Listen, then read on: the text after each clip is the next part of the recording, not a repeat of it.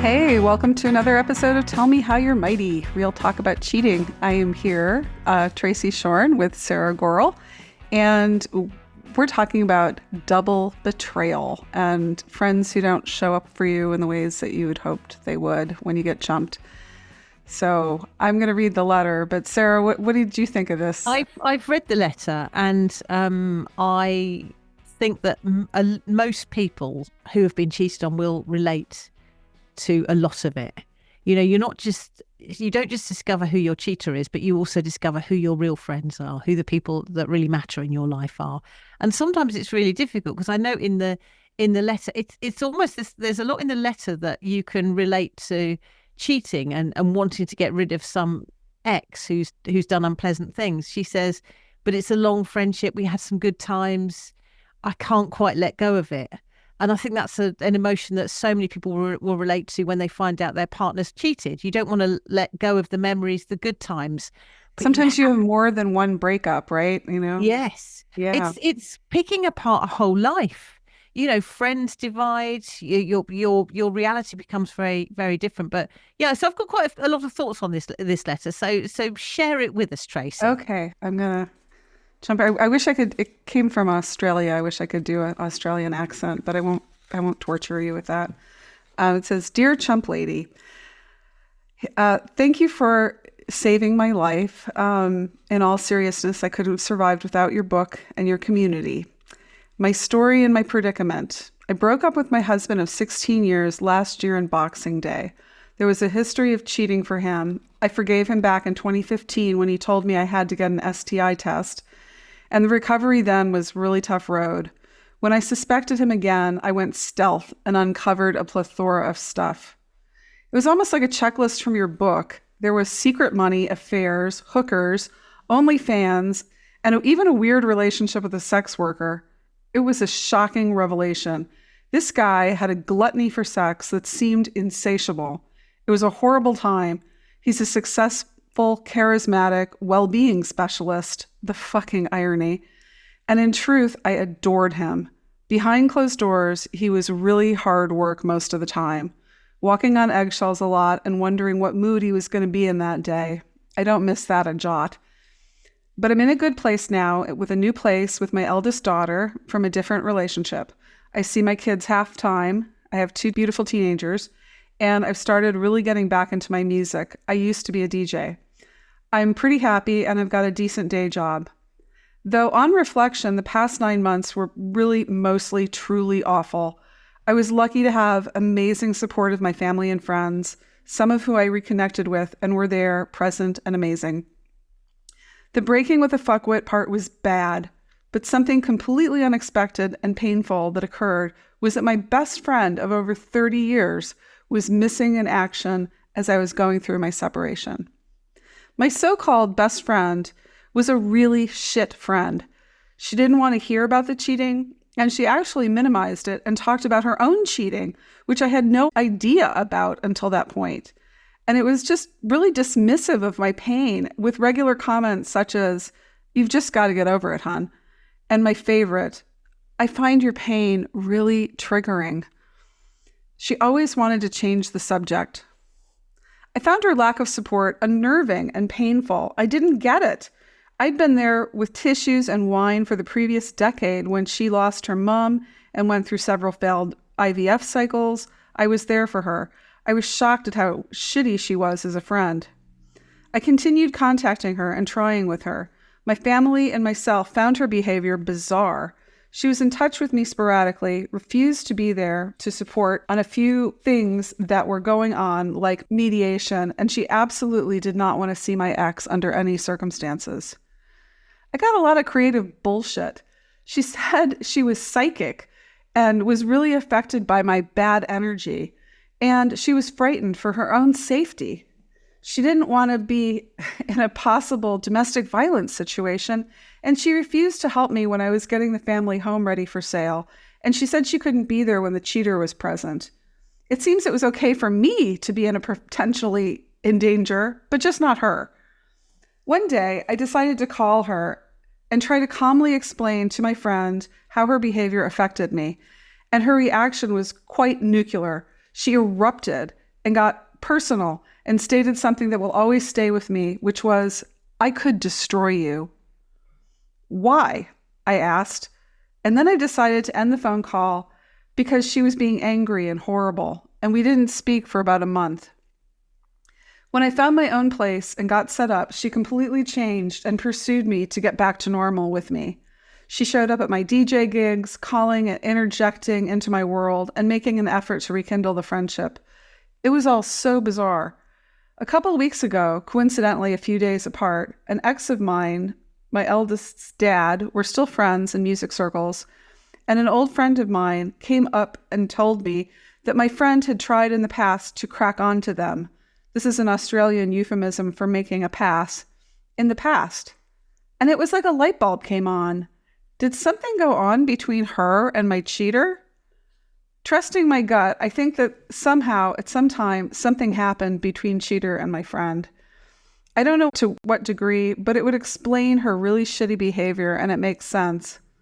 I've done a historical deep dive on my relationship with the so-called best friend, and history revealed that she has a bad habit of always honing in on guys I liked when we were younger and trying to get in the middle of my male friendships. Finding out that she made passes at my ex and my friend really validated the theory, although it's only a theory. I'm in a quandary. Do I confront her and give her the right of a reply? Do I tell her what I suspect? Do I block her? She'll probably get in touch with my family if I do. And do I tell my current partner what I know and suspect with my cheater? I'd really like your advice. I'm not sure how to handle it. We have been best friends for decades, and we've had some great times, and I'm hesitant to completely let her go, even though I know she's a bit of a fuckwit. Is this just me being chumpy? And finally, my daughter, who cannot stand her, and my support group say that to just ghost her or downgrade the friendship until it peters away. But I'm tempted to confront her and find out what happened. We haven't done an autopsy on why she went missing during the separation. Perhaps she thinks she dodged a bullet.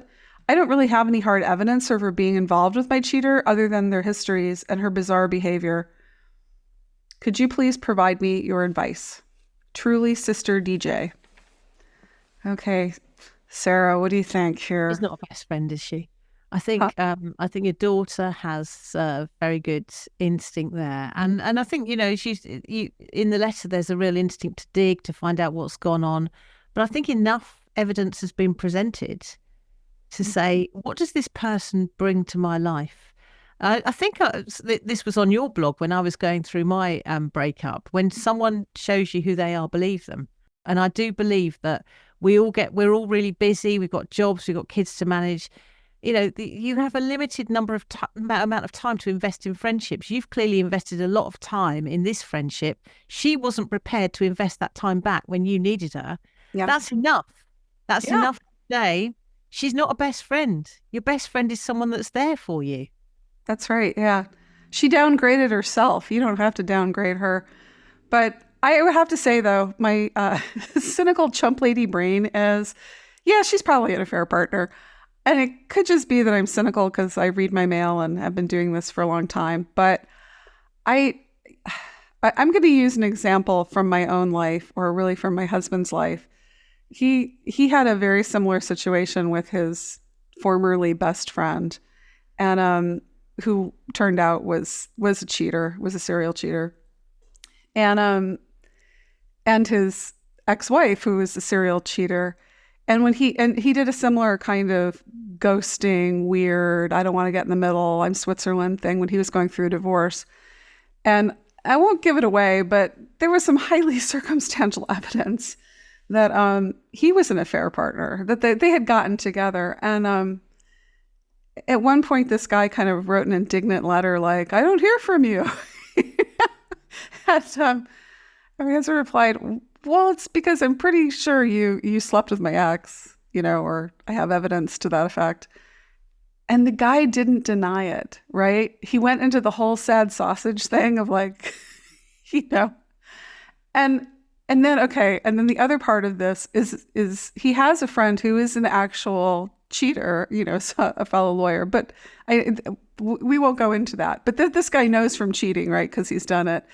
And he told him, Paul, if you ever accused me of sleeping with your wife, I would be like at your doorstep. I would be like, look at my, I would do anything to make you not think that, because it's not true. And the fact that this guy didn't deny it kind of tells you that he did it. Yeah, and actually, but possibly, I think the fact that this person's being shitty kind of is like the calling card that they did it. You know, your friends are people that are there when you need them. She wasn't there. She's come up with all sorts of weird and wonderful reasons not to be there. The psychic energy. So she, you know, and so I do sometimes think we hold on to friendships that have, you know, I really value long-term friendships. I've got people that I've been friends with since I was at primary school.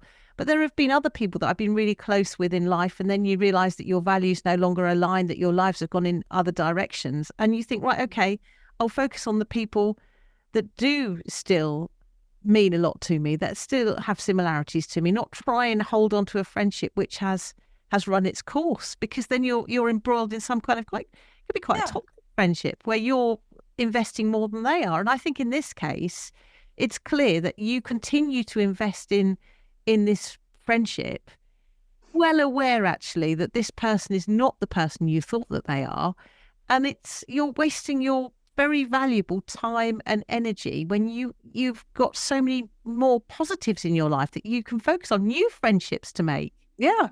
And I would say too that shared history is not shared values. I would assume that the people, your long-term friends, are people who reciprocate, who share your values, who love the way you love. And just because you have 30 years with somebody, it's sad to lose someone who knew you for 30 years. I get it. There's a grieving process, but that doesn't mean that you're the same kind of people 30 years out.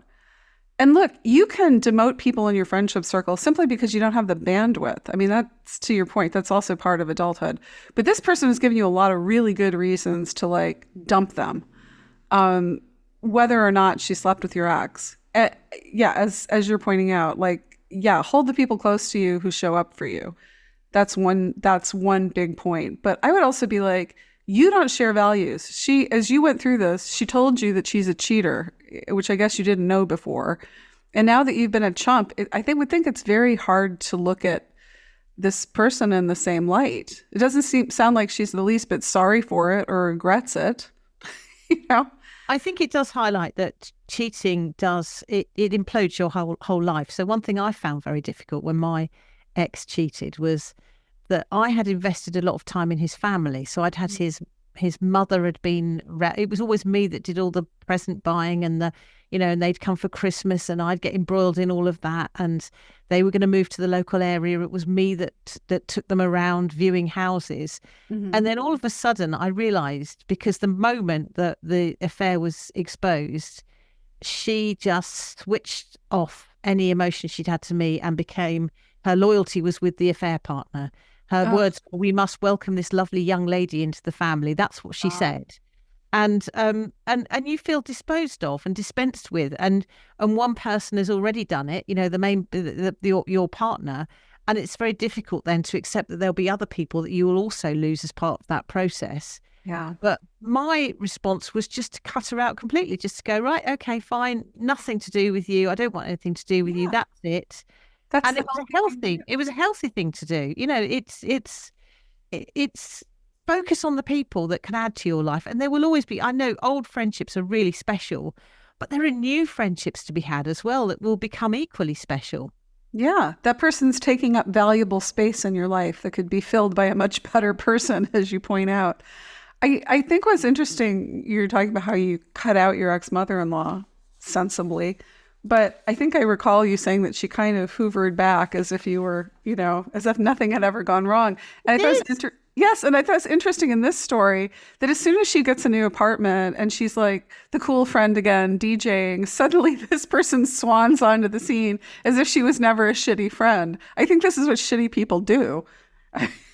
They don't want the misery. They don't want to be there to sort of mop up the pieces. They want to be there to do some deflected glory. Yeah. That Doesn't your ex-mother-in-law think you're just the bee's knees now? Yeah, well, she's a listener, so that's what she likes, and so it's kind of that's part of, and it's the kind of hypocrisy you cut silence here. So my ex mother-in-law used for years, is all she would ever talk about was her ex-husband who'd had an affair and how she could never forgive him, what appalling behaviour it was. Mm. So I thought she was firmly on the, you don't have affairs. I thought she'd be appalled if her son did it, but the moment he did it, it was fine. And it was, well, that was true love, and maybe, and what did you do to drive my son to an affair? It all suddenly changed. The narrative changed, and you think, well, anyone that is that confused on their what they do and don't believe in, then I don't think it's beneficial to have them in my life. And it was no loss. And actually, I've made many new friends since. I think your whole landscape changes. For a start, you realise there's lots of friends that rely on being part of a couple. That's quite a common thing, isn't it? That you're suddenly no longer part of the couples circuit. And some people feel almost threatened by you being this sort of stray random woman that might pounce on their husband, who actually you would have no interest in whatsoever. And then, but it's the whole sort of reconfiguring your life. So the family that have been your in-laws, suddenly they're not part of your life anymore. And I can really understand that need, to cling on to something that's familiar, that's been there for years. But actually, while you're changing your life, throw out the bad as well, the people that aren't adding any value to your life. And you read that letter, and I hope as you wrote it, it all clicked into place. You thought, hang on, look, you write it all out, and you think, no, this isn't This a person. person's crappy. Okay, she did ask us a direct question, which is, do I confront the bad friend? And, have you been sleeping with my husband? I have written about this. This is a question that comes up a lot. And I tell chumps, do not confront affair partners. And the reason for that is lying liars lie. And sometimes your personal safety can be in jeopardy if this person is unstable. I don't think that's the case here, or at least she didn't indicate that. But also, it's sticking your head in the mindfuck blender. I mean, this woman is just going to not give you a straight answer, toy with you, blame shift, say things that hurt you. She already said, I will destroy you. I mean, you don't want more of that kind of crap in your life. So, I mean, what are your feelings about confronting? I think it will make her feel more important as well. Yeah, so that's a good point. I always think the best thing to do is just the best thing you can do for yourself is just walk away, because that actually is getting back more than anything, because she's going to want that attention. She's already sort of skipping around trying to get the attention, but just she definitely wants the attention. Walk away. I mean, yeah. The moment you walk away, the moment you just don't make these people central to your life. They are now backgrounds to your life. They no longer matter. Off they go. Don't give them the satisfaction of making them important. They are not important, and you might well want the answer, but you won't get the answer. As you say, there will be lies. There will be all sorts of antics and shenanigans going on. Yeah, and you have the answer. I mean, really, I just think I think she probably did, and that would explain her behavior. And Occam's razor, the simplest answer is usually the correct answer. And it doesn't matter, right? It doesn't matter, because even if she did or she didn't, she's still a shitty friend and not someone who deserves a place in your life. And to your point about, let them go. This person, she kind of let her go, and the woman came back, like shows up at her DJ gigs, wants that centrality. Clearly, I think she kind of wants to be confronted, or not confronted in an angry, truthful, but she wants, the transactional part of the friendship back. It would be really nice if you'd show up with Kleenexes in the future. It'd be really nice if she could be friends with the DJ. So I think you're going to have to be a little harder in your boundaries. Nightclubs have bouncers, right? Like, can't you get this person out of here? Yeah, I don't know. That would piss me off, frankly.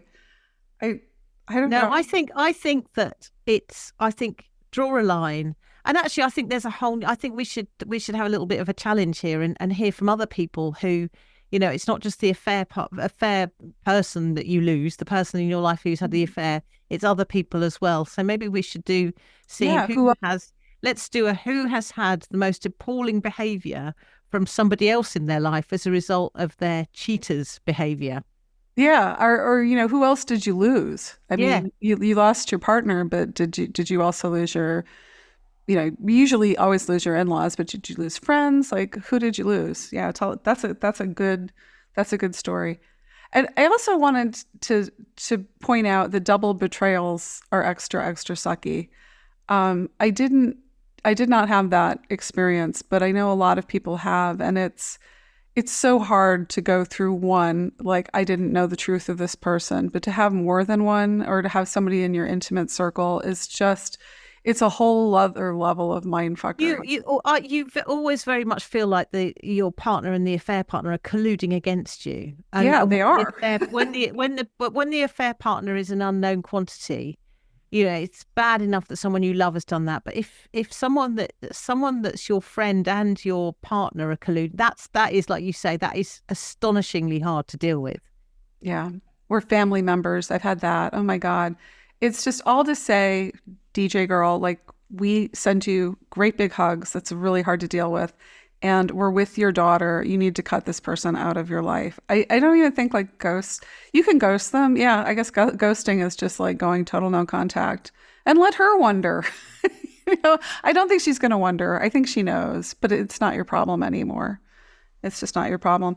Hey, we haven't done a fuckwit in the week in a while, and Sarah was telling me a story, and I thought, gosh, I think this deserves the fuckwit of the week. They're shameless, unreliable, and gobsmackingly entitled. It's fuckwit of the week. Oh, this is my daughter who's just about to go off to university, and she, they need stuff. They need money spending on accommodation. They need all the duvets and the sheets and the mattress toppers and all that stuff. Are you telling me children require money to raise? Yeah, so they're expensive, aren't they? And anyway, so my daughter's giving me this long list of stuff that she needs me to buy, and I said, and she's seeing her father today, so I said, why don't you ask him? And she said, oh no, he's never got any money. Mm. He has just spent £600 on Oasis tickets. Oh my God. And that's the annoying thing. It's the big gesture, let's buy this stuff that will make me look amazing. And are you saying you don't get adulation from mattress pad covers? Well, this is it, isn't it? The Oasis tickets make you look a bit more special than if you buy the bed linen, yes, and pay the security deposit for the accommodation. So that was a twinge of annoyance. But then she rolled her eyes and went, well, I know what he's like. So there we are. That's ultimately it. They know what they're like. I know. But they're kids. They're going to want to go to that Oasis concert. Also, the thing is, he spent £600 on himself. I mean, it's all for his glory. He's going to the concert. He gets the added glory of having a kid there with him. And also, you have 3 other kids, so only one kid is the chosen one who gets to go to the Oasis concert. I haven't seen 2 of them for 9 years, so those are there because he wouldn't recognise them if he walked past them in the street. So that would be quite tricky to take them along to any concert. Also, this is a middle-aged man, like somebody perhaps like in his 50s. He's like 50. 50? Yes, 50? 50, yes. You look a bit pathetic, I would think, going to an Oasis concert. I'm sorry for any Oasis fans out there who want to go. There'll be lots of them there, Tracy. There will be lots of 50-something-year-olds there. I know when Oasis was popular, but I just like, this is a little, you're going with a young person. It just seems it's a little desperate. That's just my feeling. You're just trying to regain the glory of your youth or something, or show people that you're super cool. I'd be happy with his Oasis antics if he just spent a little bit of money on the bed linen for his daughter to go to university. I would say all the more reason why you should ask him for the money. I mean, clearly, dude, you're flush, right? You can afford to go to fancy concerts. You can afford these little things, right? Do you know how many Sainsbury bags that is?